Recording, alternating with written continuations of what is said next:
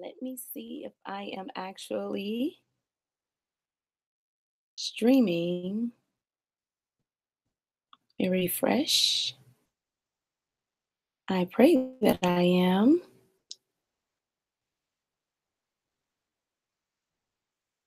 Let me see. Yay! Refresh. Hey, everybody. Y'all comment who's here in the chat, and let me know if you scroll down below, you'll see a chat box. And let me know if you can see and hear me. And I will get started and I will explain everything that's going on. So let me know. You'll see a chat box. And let me know if you can see and hear me. And I will get started and I will explain everything that's going on. So let me know. Let me see if I can refresh it. Okay. You guys let me know if you can't, but I will hop in because this will be, I hope to have it complete in about 30 minutes. And I'll let you know why and what kind of what's going on in my life right now. And I pray that this blesses you because this was like such a good topic for me. I pray that the live stream is not blinking or messing up for you guys, but just let me know. Okay, so I show up here today like this because of the topic that I wanted to discuss. And the topic for tonight is overcoming fear and fear-based decisions. And what I thought about this, I was like, a lot of times I realize that the decisions that we make come from a place of fear. And that's something that I want to talk about, especially now that we're talking about moving from fear to faith. You can't move from fear to faith without understanding what we're going to talk about tonight. And I pray that you kind of have some guidance and some clarity around it. So the big thing about fear, a lot of times we don't want to, take action on things that we really would like to do because we have a fear like, what if I try it and I mess up? Or like, what if people see me trying and fail? Like, what if I fail in front of all these people? And the beautiful thing about that is it's a reframing of how we see fear and like what we recognize as fear. And so I wanted to talk about that because a lot of times in our lives, that's what hinder us and keep us from achieving the things that we want to achieve is because of what we think other people will think. And y'all, fears from doing things as decisions that are based on fear, and we let our worries and our fears dictate our actions. Or in most cases, we don't even act. We don't even take action because of the fear. And so when we do that, we're allowing those fear-based decisions to rule over. I'm sorry, y'all. I think we're having technical difficulties. And if so, I'll make sure that I redo this. But it was important for me to still hop on here. Again, this is all a part of it. For me, this is all a part of it. This is like fearing the worst, like things that could happen, but you're still pressing.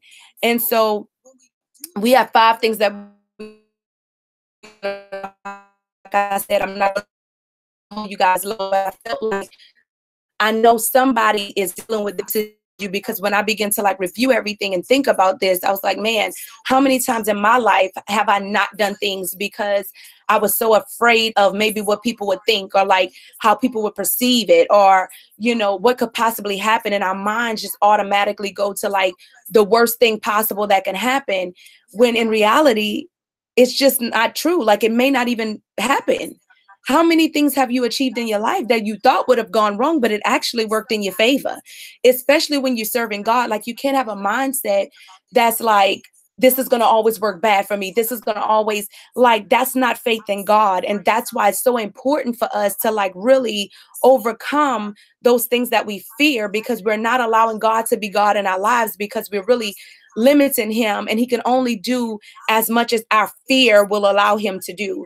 And I know at this point, God wants to do these big things in our lives, and he wants us to achieve even things in him, even spiritual things. Like you have a cap on how far you can grow in God because you're limiting him, because the fear is ruling, you know, and the Bible talks about how perfect love will cast out all fear, and how God is like a God of faith. Like you have to have faith and believe and move in action, but you won't move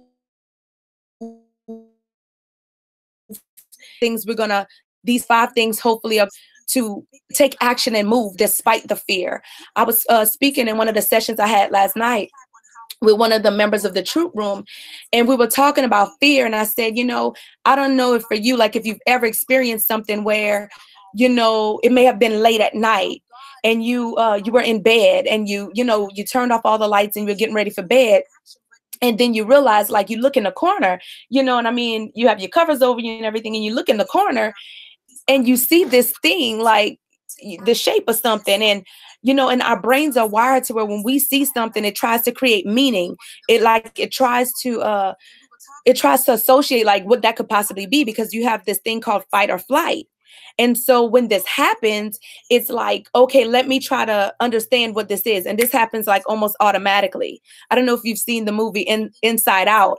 It goes through the different levels. Like she has fear, she has sadness, she has anger, and all these things all within this one person. So your brain is trying to rationalize what is happening. So when you're in bed and you see it's totally pitch black dark, and you see this like this shape in the corner, you're trying to automatically like associate like, what is that, you know? And so in your mind, it automatically goes to fear, and it's like, man, what is that? Like, you know, oh my God, like I don't even really want to look. Like you feel this anxiety within you. Like fear brings torment. The Bible says how it's an anxiety that comes with it. And so when you're peeking and you're like, okay, let me see what this is, and then you get up enough nerve, because you know you're not going to be able to sleep. You're not going to be able to sleep if you don't know what that is, because I mean, you just have so much fear. And so the moment that you get out of your bed and you pull back the covers and you flip the light switch on, what happens? You see it for what it is. Like you now understand, like, what is this thing? And then you realize, oh, that's just like the coat that I had there. It was hanging on a hanger, and I forgot that I put it there. And that's what that is. And so then you turn the lights back off and you hop in bed and you sleep. You're able to sleep and rest. And so the next night, whenever you're laying in bed and you turn off all the lights and you realize, okay, ooh, that shadow again, you like automatically, there's no fear, because you understand what it is.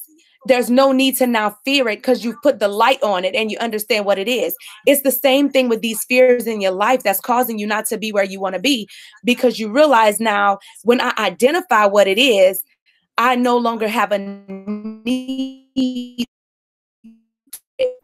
because I now have.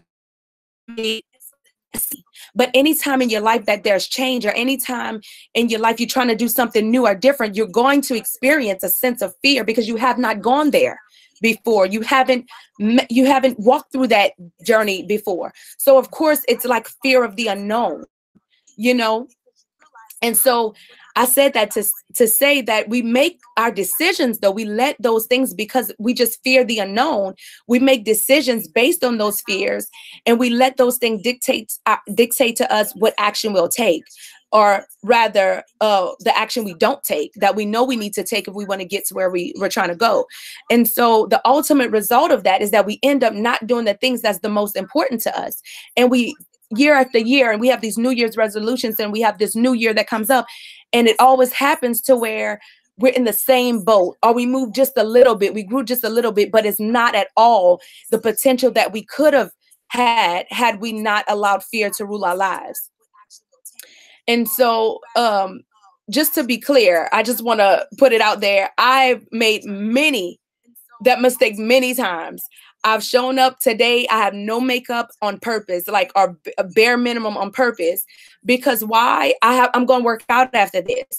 And for me, it didn't make sense to do makeup, but then immediately in my mind, you know, I did it on purpose. Let me tell you, I showed up on purpose like this because as I was preparing for this and I was looking over like what I wanted to share with you all and everything, the thought popped into my mind, you know, about, well, you know, you have a brand and, you know, you want it to be on brand and you don't want to just show up, you know, what about the same things I mentioned before? Like, what about if people think that?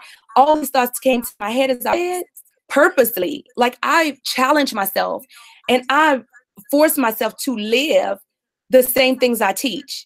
It's not about how much we know, it's about how much we do. And you have to get to a point where you are comfortable with who you are and where you are and in the growth and not so focused on what other people are gonna say or other people are gonna think. It's all about what you think about yourself.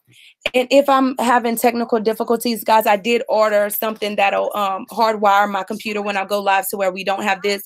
But just try to hang in there with me because I promise I'm getting to the meat, right? But I just wanted to preface it with, you know, you understanding that this is why I created this, because I feel like there's enough pretense in the world. I feel like there's enough, you know, Facebook images that of people's lives that look good, but it's not real. And I felt like as moms and wives and all of these titles and these things that we bear every day in our everyday life, like we need to go, we can be honest and we can be real hard to be the one who makes us into his image instead of worrying so much about our image. There's enough of that in the world. And I felt like I needed to create a place that was safe for us to be able to do that and help one another grow every single week. And so I will open that opportunity to you all at the end. There's a button below. Click on it, check it out, and learn about what it is and what we'll be doing. As a matter of fact, tonight is our first official night where we're going to be digging in the group. We're going to all be live where we can see one another. I keep moving it around, guys, hoping that the connection is better. But we'll see each other. We'll set our goals and we'll hold each other accountable. And tonight is the first session at 7 p.m. tonight. We're going to be going through that. So if you're interested, like I said, click the button and join us. And we would love to have you in there. It's going to be amazing. And I know that God is going to do great things. I can't wait to see how the lives are changed week after week and the testimonies that are shared in the group. And so now getting to these 5 things that I talk about overcoming this fear. How can I, when it's so real in my life? So the first thing we're going to talk about, and like I said, we're going to be goal setting tonight, but don't pick goals that enable you to stay small. A lot of times when we choose in our goals, we choose things that allow us to like things that we know we can do, right? So like if you have a fitness goal, you know, you can do maybe 10 jumping jacks and you won't push yourself to do anything more because you like, man, I feel like if I try for anything bigger than that, I'm going to fail. And then it's going to make me feel worse. Whereas where you try to fail, you know, you set these goals so that you can, if you do fail, at least it's in a safe zone. But really, you're just holding yourself back. Even if you succeed, it won't be at the magnitude that you could have if you would have just released that fear and like really challenge yourself to be better. If you never feel uncomfortable, you're never going to try anything new. Like I said, I came here like this, but it made me, I'm sitting here, and to be so honest with y'all, like I feel so comfortable with where I am. I feel so comfortable with who I am. And the more I challenge myself to be exactly who I am and allow God to be the perfecter of this person and get everything that he doesn't want, you know, in me, out of me, that's the better. Like, that's just the more genuine that it makes me. And I'm able to show up and be that for you. It's more about being than it is about doing. And I see how God is causing me to be a daughter without me like trying, like I got to be this person. No, this is exactly who I am. And I just love that I can stand in that authentically and have a group of women around me that's the same way and that want to strive to be everything that God has for them to be. But we can't do that if we're choosing to stay small by setting small goals that don't allow us or challenge us to be greater, you know, because God is great and in him is greatness. And so if we're aspiring to be like him, we have to be great. You know, the second thing that I want to talk about as far as overcoming fear is that nobody's rooting for you to fail. Like, we have this thing like, man, what if people see me fall? Like, nobody really cares. Like I'm gonna be 100% real. Like maybe you will succeed, maybe you won't. I don't know. But for the most part, nobody really cares. For instance, I wanted to share how I was at Walmart one day, and you know how you observe everything in the Walmart parking lot. And there was this guy, and he was so focused on, like, when he got out of the car, he was checking his clothes and everything. Was like, we think everybody see us, and like, you know, we make sure our hair is just right and our eyebrows is on fleek, like they say, you know, and all these things, our edges are snatched, you know, and all this stuff. And really, you're the only one looking at you. Like, you're the only one care. Like, nobody's really studying you the way that you think that people are. I mean, God's honest. Because and for example, like this guy, he's doing this stuff, and I only noticed him because he was so focused on looking down and making sure that he had this image. Otherwise, I would have never even noticed the guy. And guess what? As he walked into Walmart, I totally didn't care. Like, it was not something that was on my mind. But if we trip and fall or if something happened, we feel like the whole entire world has seen us.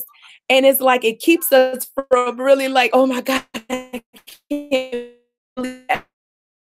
That for so long and care about somebody and you or whatever, or they really thought they were all that, and you was at them.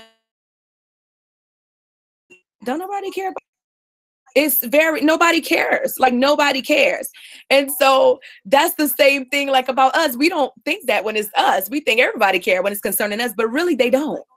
I mean, I hate to be the bearer of bad news, but nobody really cares, you know. So that's number two. Like, nobody's rooting for you to fail, but also if you do, don't nobody care. Get up, dust yourself off, and try again. Like, that's the whole moral of number two. Like, nobody, it's okay. In other words, like, don't beat yourself up about it. We all have moments of failure. That's how you grow. That's how you succeed, right? And say, moving along. Okay, so point number three, just because you don't like where you have to start from, that doesn't mean that you shouldn't get started. We all have to start from somewhere, you know, but wishing that you were already there and not wanting to, like, the journey that comes with it is not going to help you get there faster. Like, feelings, you have to know that the feelings of fear and uncertainty, they have a way of making you feel like you're not prepared, but really you have everything that you need to get started. You know, you will never succeed if you don't get started. Like, I read a quote today, somebody posted on Facebook, and they reminded me, because it's such a good quote. And they said, the journey of 1,000 miles starts with one step. Like, you have to take a step. You can't let the fear of possible failure keep you from even starting. You have to just get on here, like, just start, right? Success of any kind is a process, no matter what you start. And guess what? In the beginning, you're not going to be good. Like, what helped me even start this whole journey is because I realized, Katana, anything that I was first learning or starting, I wasn't good at. When we first learned to write, we were squiggly. You know, when we first learned to color, we colored outside the lines. Like, when we first learned to ride a bike, we fell many times before we had the stride, right? You have to know that anything that you start, it's not going to be perfect right away. Perfection is a process. You know, you're going to get better and better as you continue to do it. But if you never start because of fear of coloring outside the lines, what child learns how to walk and they don't first crawl? And what child just gets up from crawling and just walks fluently? Like, it does not happen. But we put that pressure on ourselves as if we're supposed to just automatically be good and we just supposed to automatically get it. But it's not the case. And you have to know that it's a part of the process and you have to embrace it. You're not going to get there overnight. You're not going to be good off the bat. But that's what I love about this group, because we nurture each other as we're growing in it. And as we're getting better, you have that group there to support you, that's saying, that's okay, girl, but look, you better than where you were last week. Like, keep on going. Like, I'm excited for you. I'm celebrating you. Like, you got this. You know what I mean? So, but if you keep putting it off, you're not going to reach what you're capable of. How long will you keep putting it off, right? How long will you keep doing what you're capable of doing more, but you're just going to stay where you are? That's so safe, right? And right, you're safe and you're not going to fail, but you're not going to progress either. So staying where you are, it is safe, you know, because you know it. Not that it's even good for you to be there, but it's what you know, you know. So yeah, you're going to be safe, but you're not going to progress either. So you have to decide, like, am I going to stay where I am, or am I ready to, like I talked about last week about Peter and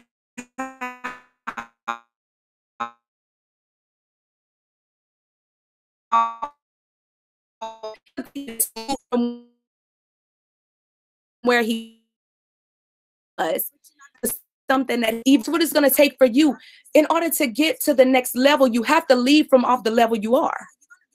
And you have to know that when you start out, you're not going to automatically just soar. We all would love to think that. And I will be lying to you. And I'm not going to get in trouble with God lying to anybody saying that you're going to immediately succeed. Like maybe you're going to have a shorter learning curve than some other people may, but it's still a process.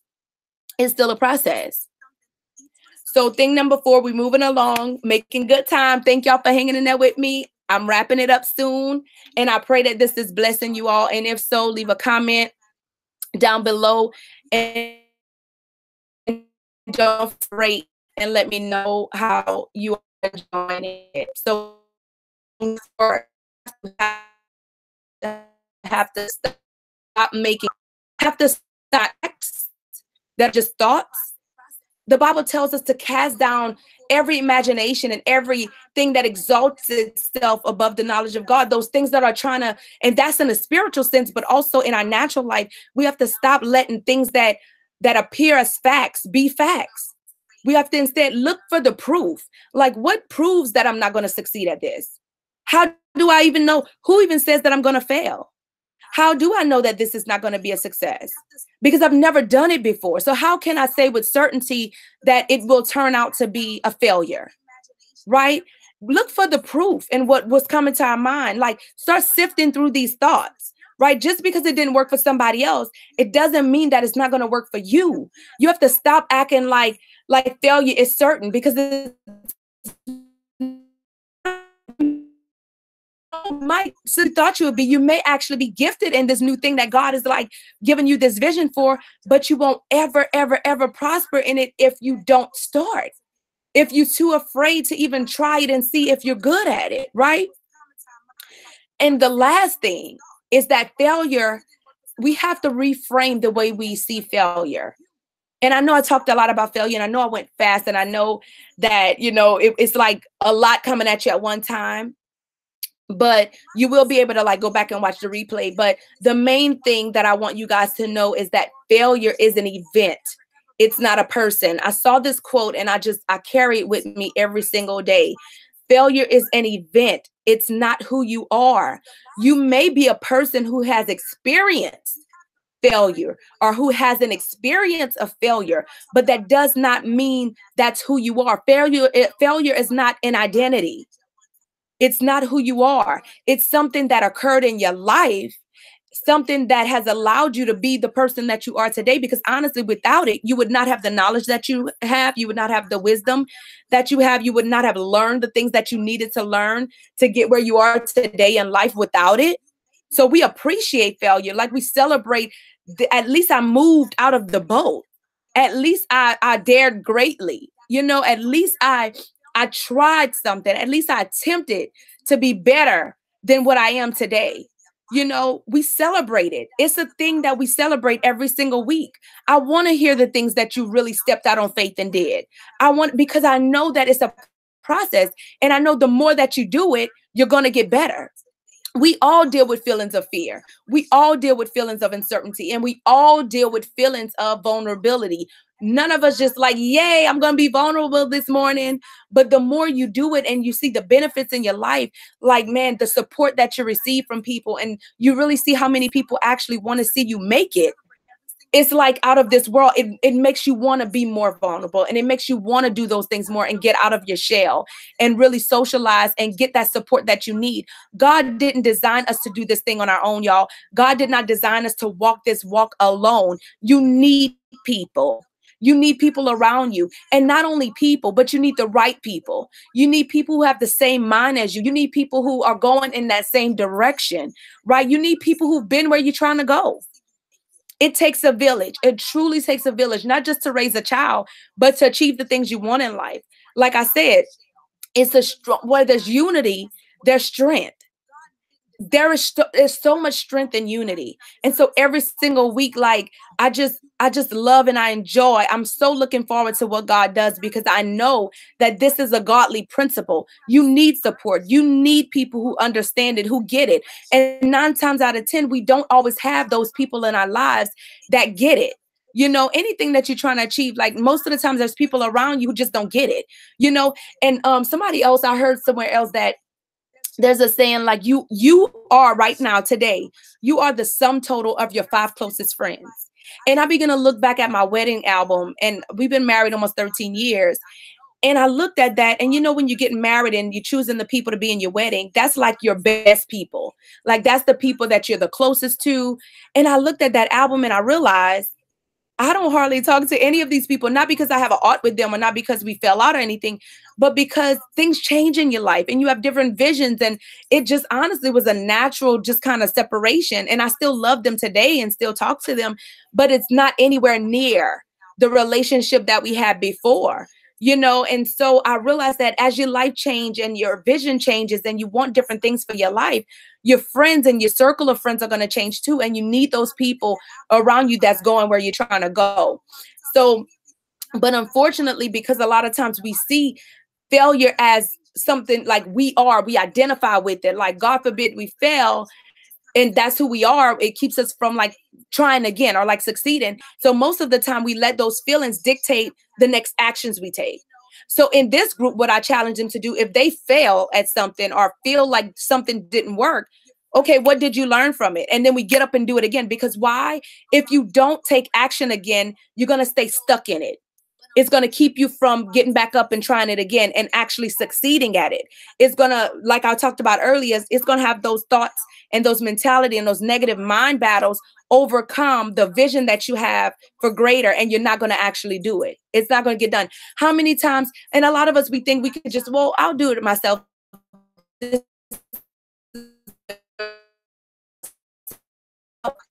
And you said that you were going to do, or how many things you already said you were going to try, and it took somebody else helping you along the way to get it done.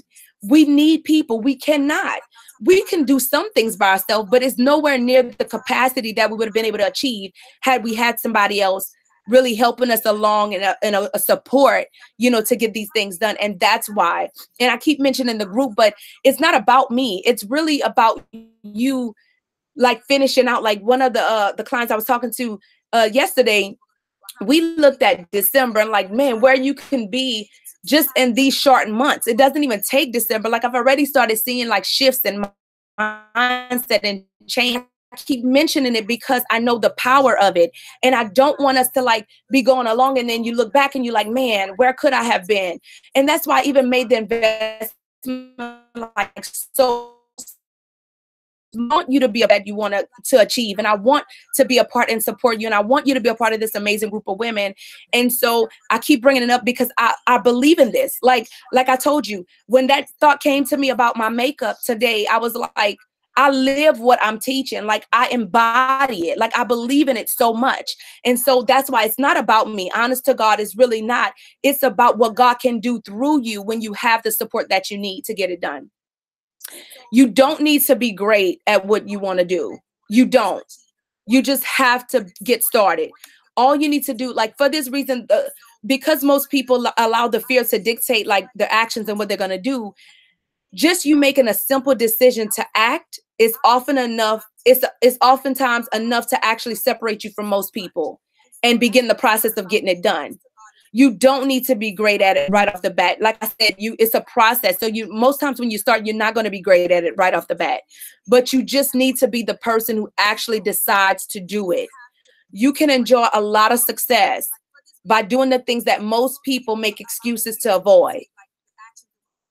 most people just make excuses. You know, you either have faith or you have excuses, you know. And when I say faith, as most of you know, faith to me is not just believing. It doesn't even matter if you fully believe it, because most of the time, especially if you have a group supporting you, they believe in it so much that it encourages you to believe, right? Because you've made this petition, like, this is what I want to achieve. So you really could accomplish a lot more with that, but you don't need to be great right off the bat to get started. So I'm going to recap the 5 things, and then I'm going to ask you guys, if you have any questions, begin to put them down low below. There's a comment box for you to put any questions. And in the meantime, I'm going to recap, and then I'm going to let you all go, because I love you all and I value your time. And I pray that it was a blessing. If it has been, also comment that too. I like to read those things and see how I can improve, or like more things that you guys need, because again, I'm here for you. I'm not doing this for me. I'm doing it to be a blessing to you. And so if it's not doing that, I need to change up some things, then I'm very open to that. So again, in overcoming fear and fear-based decisions, don't pick goals that allow you or enable you to stay small. Choose things that challenge you, right? The second thing, nobody's rooting for you to fail, and you have to know and believe that. Nobody's rooting for you to fall. We all want you to succeed. And honestly, if you do fail, it's not a big deal. Like, most, think about that Walmart guy. Like, nobody cares. I'm sure you've seen people at Walmart too, thinking that they look good. You could care less, right? And that's how people see us. You know, we on the flip side of it. That's just reality. The third thing was, just because you don't like where you have to start from, it doesn't mean you shouldn't get started. You shouldn't allow that to keep you from moving forward and taking the steps that you need to take in order to achieve what you want. The fourth thing was, stop making uncertain things certain. Look for the facts. Look for the proof in what was coming to your mind with these thoughts. Look for the proof in it. The fifth thing is, failure is an event. It's not who you are. It's not a person. We all have those feelings of uncertainty and vulnerability and feelings of fear, but you have to know that failure is a part of it. You won't just, you know, start riding the bike immediately. You have to first learn how to pedal, right? It's a part of it. So you have to learn to enjoy the process, because if you don't, it'll be a long, long journey, you know, because I mean, it's just a part of it. You have to embrace it, right? You can't be wishing that you were already there. You have to start where you are. And who even says you're going to fail? You may just rock it. You may just, you know, have your mindset set. And again, we don't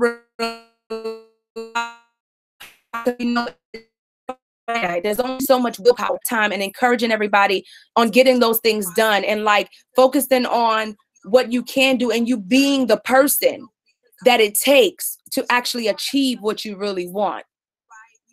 And you can achieve a lot of success by doing the things that most people make excuses to avoid. And so with that being said, I just want to encourage you, whether you decide to join us or not, keep pushing forward, keep pushing through. I know that you can get there. I pray that God, if you choose not to join us, put the right people in your life, and you surround yourself with positive people who are going to encourage you to actually succeed and to do those things that you really want to do to get where you're trying to get. And I love you guys. I look for the questions. I didn't see any questions, but if you have any questions later on, or you want to comment or anything, there is a suggestion box. It says topic suggestions right below. And you can leave those comments. It comes directly to me, and I would love to hear from you, to let me know what was your biggest takeaway. I would love to hear that. If you leave that below, what was your biggest takeaway from it, so that I know that it was effective. And like I said, if you do want to join us, our first session is tonight at 7. We'll be able to see each other. We'll be able to chat and really dig into those things that we want to achieve in the week going forward, and hold each other accountable to do so. So with that being said, the link is below. There's a big orange button that says join the Truth Room Accountability Group. You can join the monthly. There's also an annual option. Check out those links. And until next time, I love you all, and I'll see you in the next Truth session. Bye.